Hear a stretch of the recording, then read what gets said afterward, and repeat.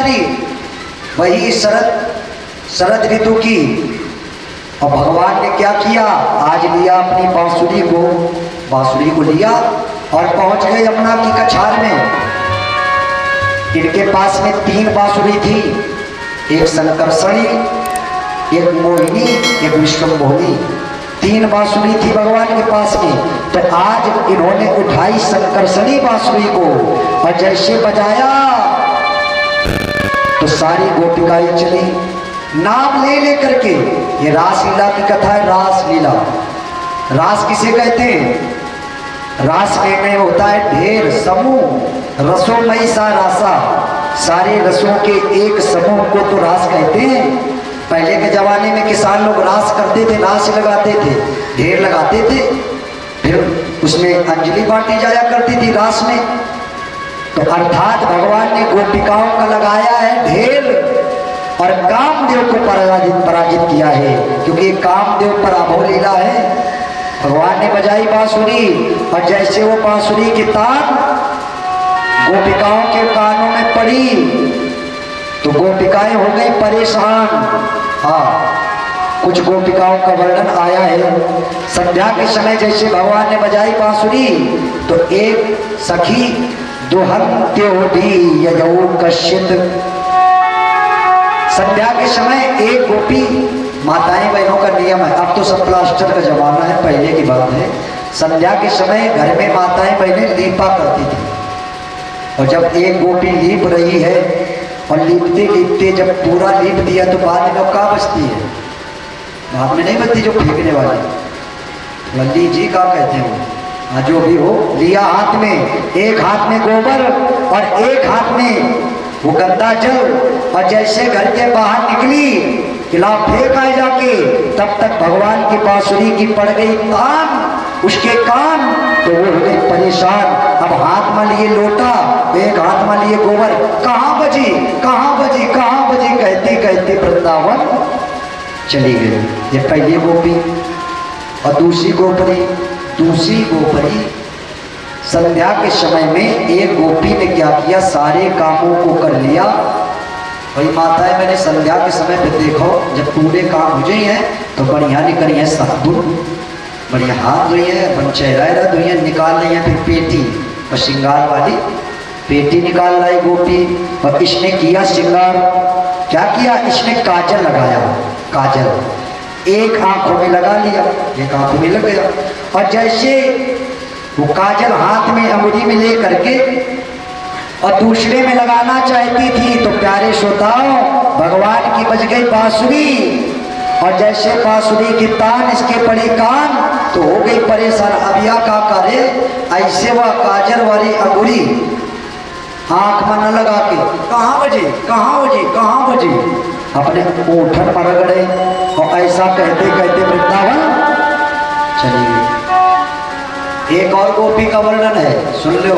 ऐसी भगवान की बांसुरी थी, सब मोहित हो गए सभी लोग। संध्या के समय एक गोपी अपने पैरों में माहुरी लगा रही ना, माहुरी लगाती माताएं मैंने पैरों में लाल, अब वो लगा रही पैरों में माहुरी और तब तक प्यारे श्रोताओं भगवान की बज गई बांसुरी। अब वो बांसुरी जब उसके कान में पड़ी तो परेशान हो गई। अब वो पैरों वाली माहुरी अपने माथे पर गए, कहाँ बजी कहाँ बजी कहाँ बजी, और ऐसा कहते कहते वृंदावन चली गई। एक गोपी संध्या के समय अपने पति का भोजन करा रही है। आजकल तो नहीं करती, आजकल तो चले जाओ किचन में सब धरो खा लो जाए। पहले की माताएं मैंने थी, क्योंकि प्यारे श्रोताओं पति को अपने प्रेम से एक एक रोटी खिलाती थी प्रेम से, और हमारी कसम है तो एक और खा लो, एक और खा लो। ऐसे आदमी ज़्यादा खा लेता था, पर आजकल की तो बातें अलग है। अब वो खिला रही भोजन अपने पति को, अब वो कर रहा है भोजन। उसने कहा प्रिय गोपी हमें दाल लाओ। अब इसने उठाया चमचा और डाला जैसे बटलोई में, और तब तक जैसे दाल देना चाहती थी कटोरा में, तब तक बज गई बांसुरी।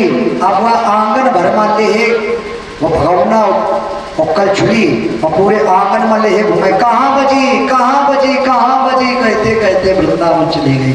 अब पति जी का है दाल वह पहुंच गया वृंदावन, सारी गोपिकाएं पहुंच गई। और जैसे गोपिकाओं को देखा भगवान ने तो सभी का स्वागत किया।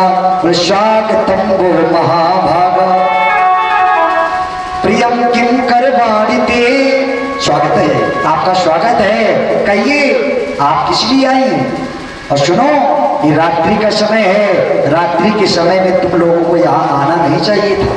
जब तुम अपने घर से चली तो तुम्हारे पति ने, तुम्हारे पिता ने, तुम्हारे पुत्रों ने तुम्हें रोका होगा, तुमने उनकी बात नहीं मानी, तुम चली आई। तुम्हें यहाँ नहीं आना चाहिए था, तुम्हें अपने पति की बात माननी चाहिए था। और चाहे पति कैसा मिलो, देखिए व्यास जी ने लिखा है, पत्नी को चाहे कैसा पति मिले लेकिन उसकी बात मानना चाहिए। कैसा? बोले दुशीलो दुर्भगो वृद्धो, किसी माता बहन को कोई दुशील पति मिल जाता है, अर्थात सवेरे सवेरे उठे और 4 लाठी मारे, ऐसा मिल जाता है किसी की माता बहन मारने पीटने वाला। तो क्या पत्नी का धर्म है कि उस पति को छोड़ दे? नहीं नहीं नहीं, उसकी सेवा करनी चाहिए।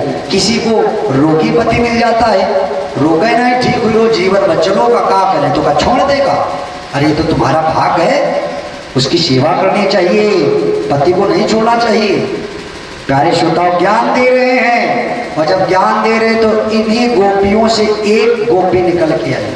परीक्षित, ये एक गोपी कौन है? यही है राधा जी, इनके बारे में आए हुए हैं कद्रु प्रेयसी वाह, एक भगवान के अनंत प्रेम करने वाली गोपी निकली। राधा जी भागवत में नाम नहीं है, ये आई, बोले सुनो, बहुत ज्ञान दे रहे हो, ऐसा करना चाहिए, वैसा करना चाहिए, सुनो हमारी एक बात का उत्तर दे दो, हम मान जाएंगे। भगवान ने कहा तुम ये पूछ लो, सुनो माताएं बहनों, आप लोग ध्यान दे, तुम्हारी कथा है। राधा जी ने कहा किसी पत्नी का पति परदेश में रहता है, परदेश में रहता है, अब वो परदेश में सर्विस के लिए जा रहा है, ड्यूटी के लिए। तो पत्नी ने कहा हाय तुम आए बिना कैसे रही हैं, कहा हुई है हमारे। तो उस पति ने क्या किया, अपनी एक फोटो दे दी।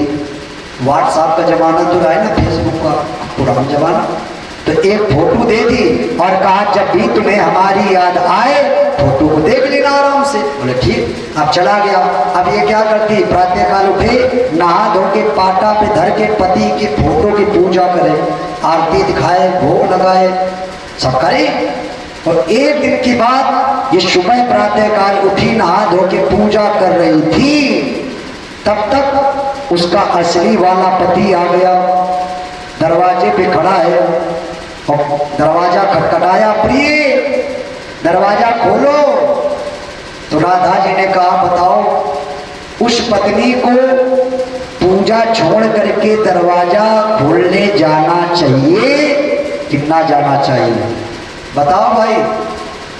अरे चिताएं, जाओ चाहिए कि ना जाओ चाहिए?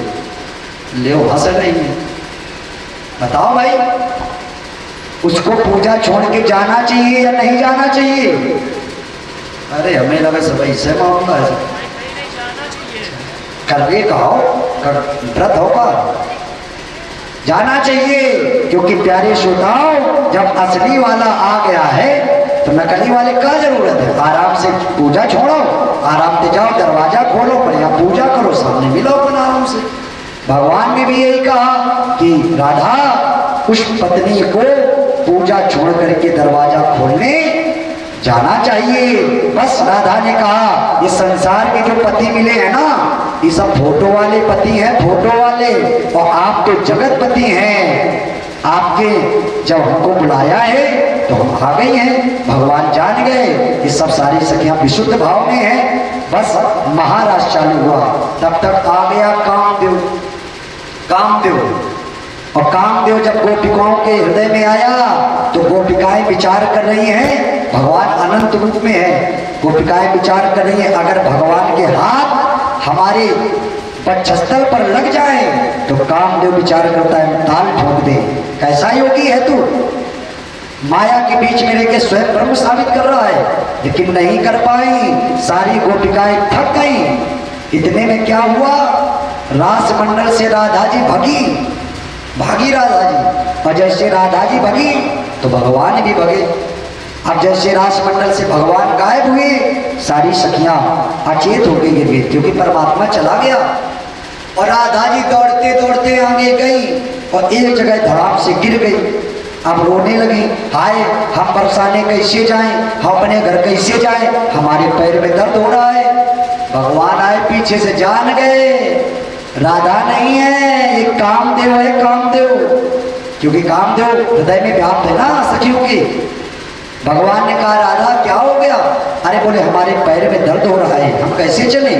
भगवान ने कहा ऐसा करो, तुम हम घोड़ा बने जा रहे हैं, तुम्हारी पीठी पर आ जाओ, हम तुम्हें छोड़ दे चल के।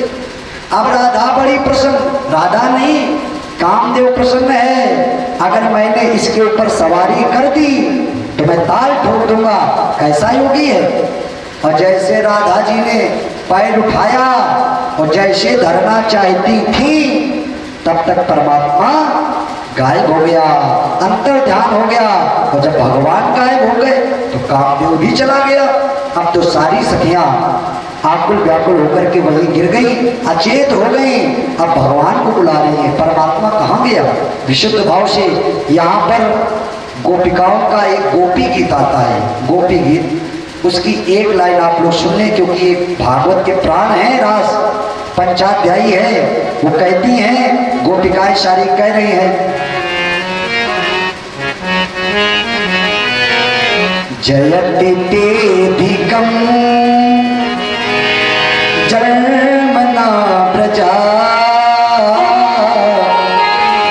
श्रयत इंदिरा शाश्वत ही। सारी गोपिकाएं प्रसन्नता भाव से पुकार रहे भगवान को। अयत दृश्यता तीक्षुताव का धृता सब ताम विचरवते। पुकार कर रही है परमात्मा की और बुला रही है। आइए हम लोग भी बुला लें। क्या कहते हैं सारी सखियां? अरे वृंदावन में सखियां बुलाए, वृंदावन में सखियां बुलाए, श्याम नजर ना आए, कहाँ तू खो गया है, कहाँ तू खो गया है।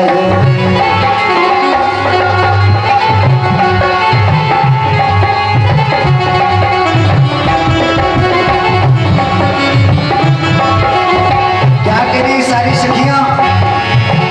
ओ मेरे प्यारे कान्हा, ओ मेरे प्यारे कान्हा,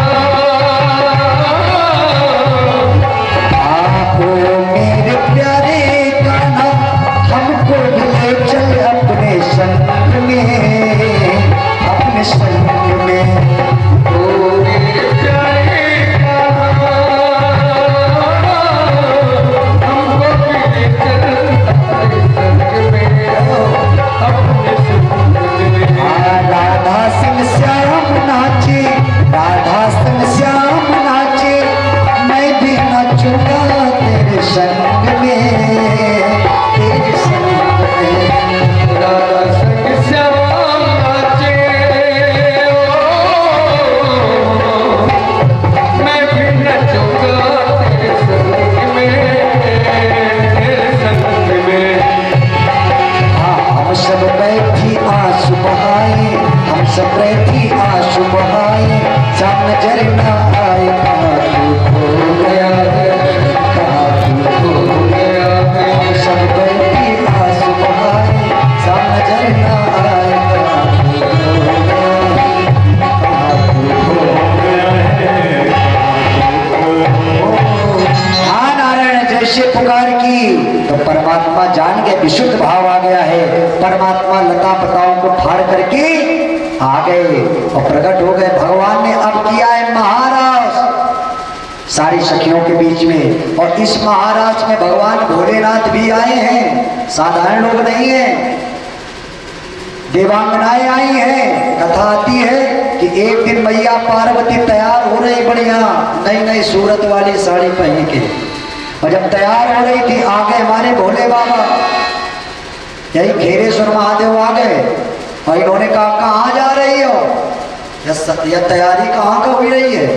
तो मैया ने हाथ जोड़े, महाराज तुम्हें नहीं पता? बोले ना। बोले हम जा रही रासलीला देखने, रासलीला। भगवान भोलेनाथ ने कहा आज नहीं जाओगी। भगवान मैया ने कहा हम रोज जाती हैं, आज भी जाएंगी। भगवान ने कहा रोज जाती हो तो जाती हो, आज नहीं जाओगी, हम मना कर रहे हैं। मैया ने कहा हम जाएंगे। तो बाबा ने कहा अगर तुम जाओगे तो हम चले गए, हम भी चलेंगे तुम्हारे साथ में।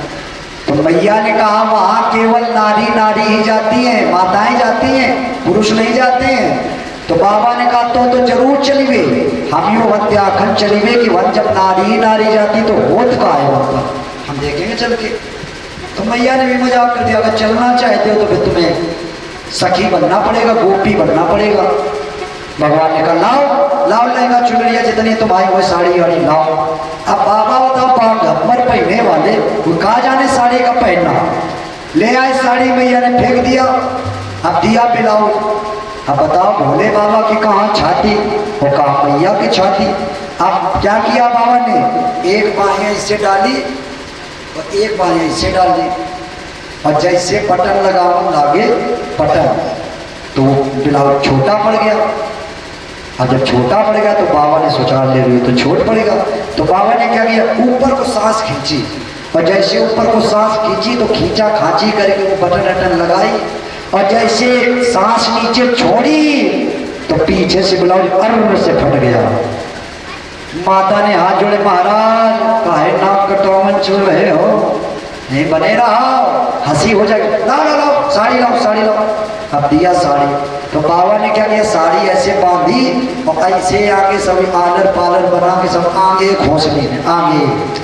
अब आगे चले बाबा, तो आगे उचकी उचकी साड़ी, वो पीछे सड़क जा लथरत बह जाए। अब बाबा चले, गोपी बन गए बाबा भोलेनाथ। और जब बाबा चले तो कहा माताओं की चाल और कहा बाबा की भी, जब चले तो धमाधम हुए। तो मैया ने कहा महाराज जब नारी बनो तो नारी की चाल चलो, लेकिन भगवान कितना समारे वो आवाज हो जाए। अब पहुंचे भगवान, आगे जैसे देखा वो पांडाल है रासलीला वाला, तो बाबा ने कहा ऐसा है हम यहीं बैठे जा रहे हैं और यहीं से बढ़िया दिखाई दे रासलीला, तुम जाओ अपना मिलो जाके। बोले ठीक। मैया गई और कन्हैया से मिली, कन्हैया ने प्रणाम किया, और बताओ मैया कैसे हैं आप, और हमारे आराध्य देव भगवान भोलेनाथ कैसे हैं। तो मैया ने बहाना बनाया, अरे प्रभु वो तो आपके नाम की माला जप रहे हैं कैलाश पर्वत पर, आपके ध्यान में है।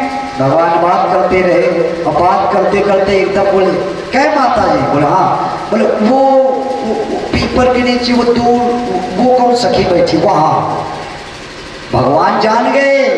तो मैया ने बहाना बनाया, अरे भैया वो हमारे मौसी के ताऊ के फूफा के नातिन की बिटिया है, बहुत लंबा रिश्ता है हमारा। तो बोले यहाँ क्यों नहीं आई। अरे बोले वो कुछ जवान है तो उसको आने में आश्रम संकोच लग रही है, तो वो वही है। भगवान ने कहा जब सब स्त्री हैं गोपी ही हैं तो काहे के शर्म, चलो हम लेके आएंगे।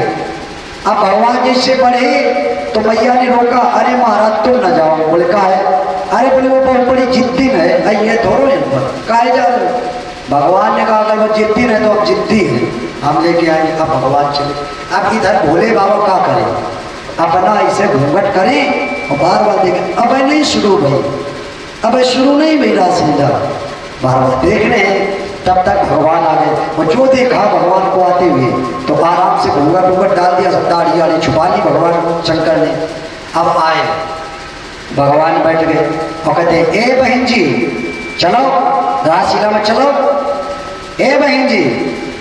बोले बाबा का बोले ना हुकारी भर दे।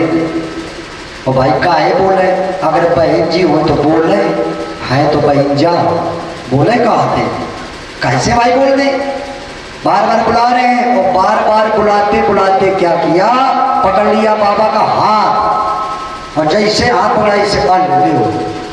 हमें लागत तुम्हार सास बड़ी दुष्ट है, तुमने बहुत काम करावत, देखो हाथ कितने पत्थर ऐसे हैं और माताएं बहनों के हाथ तो बड़े कोमल होते हैं। हमें लगता है तुम्हारी सास बड़ी काम लेती है, और जैसे आगे बढ़ाया तो एक और चूड़ी नहीं। तो भगवान बोले हमें लगता है तुम्हारा आदमी तुम्हें चाहता नहीं, बताओ एक और चूड़ी नहीं ले हो।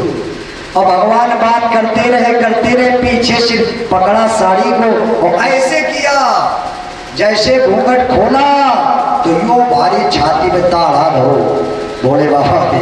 तो जय हो महाराज, जय हो। यह रूप नामक मिलो रहा है।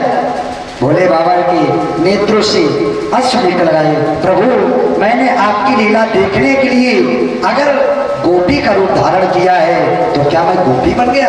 नहीं नहीं परमात्मा, आपके दर्शन हो गए, मैं तो आपके दर्शन के लिए आया हूँ। भगवान ने तिलक किया।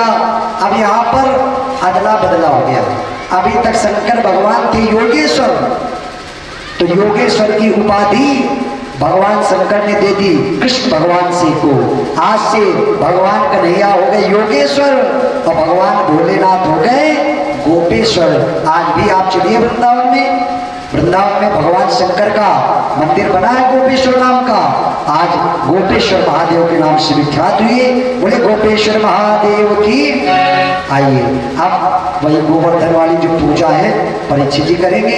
इसके पश्चात जो माताएं ने लाई है गुलगुला पुआ कुछ कौन कौन लाया है? बहुत बढ़िया, बहुत बहुत धन्यवाद। अपना अपना लाइन चढ़ाएं। इसके बाद होगी आरती। और सभी से निवेदन है कि इस वर्ष कुछ काम ज़्यादा है, भी जान रहे हैं, किसी के आलू पे जा रहे हैं, धानी काटी जा रही, गेहूँ पे जा रहे हैं, तो समय नहीं है। तो आप लोग कुछ ना कुछ अपना यहाँ सहयोग जरूर पहुँचाएं, क्योंकि ये सब आप का कार्यक्रम है।